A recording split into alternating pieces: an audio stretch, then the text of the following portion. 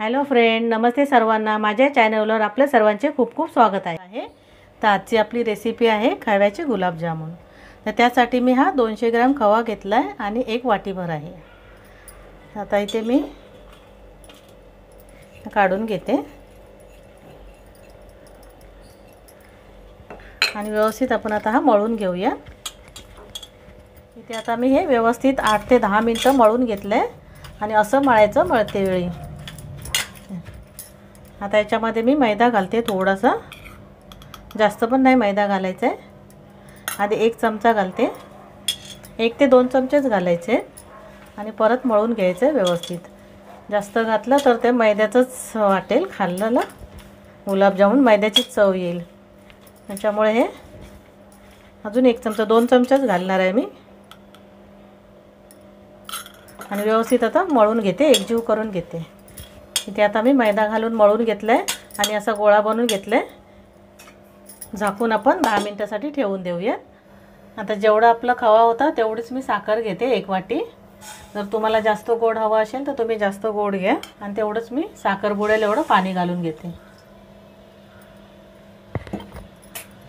आणि फास्ट गॅसवर हे साखर वितळून घेते।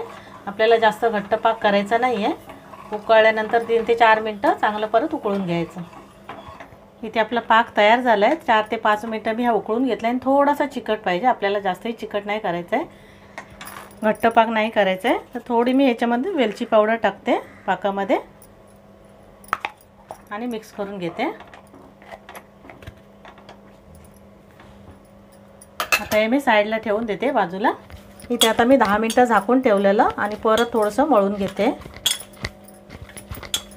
एक गोळा घेऊन बघायचं आपण, असं गोल करून व्यवस्थित बनतोय का।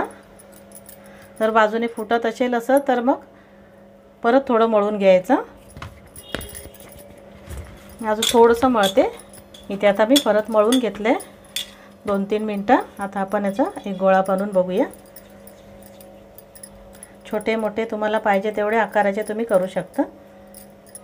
आता व्यवस्थित बनतोय गोळा, क्रॅक जात नाहीये। इथे आता मी सर्व गोळे बनवून घेतलेत आणि मी तेल पण तापत ठेवलंय तोपर्यंत। इथे मी एक गोळा टाकलाय, तेल गरम झालंय की बघते। आपलं तेल चांगलं गरम झालंय।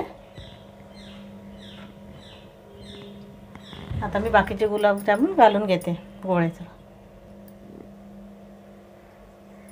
आणि लगेच आपण झारा लावायचा नाही आहे त्याला, थोडेसे घालते मी पहिले, वरून थोडं थोडं हलक्या हाताने करून घ्यायचं असं परतून।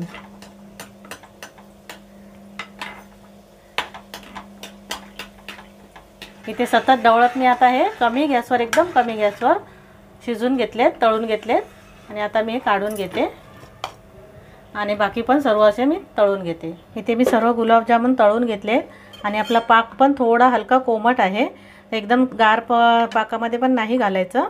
आता कोमट पाकामध्ये घालून ठेवू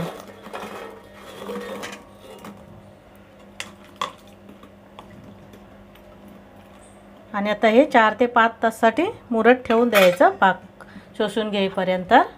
आणि ज्यावेळी तुम्ही पाक बनवणार त्यावेळी थोडंसं हलकं दूध टाका, 1 चमचा, आणि मग जी घाण आहे ती निघेल आणि ते काढून टाका। अशा प्रकारे तयार झालेत आपले खव्याचे गुलाबजामुन, मस्त असे छान।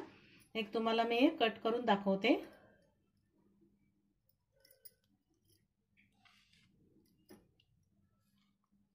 आतमध्ये एकदम पाक मुरला गेलाय, छान असे मस्त झालेत बघा।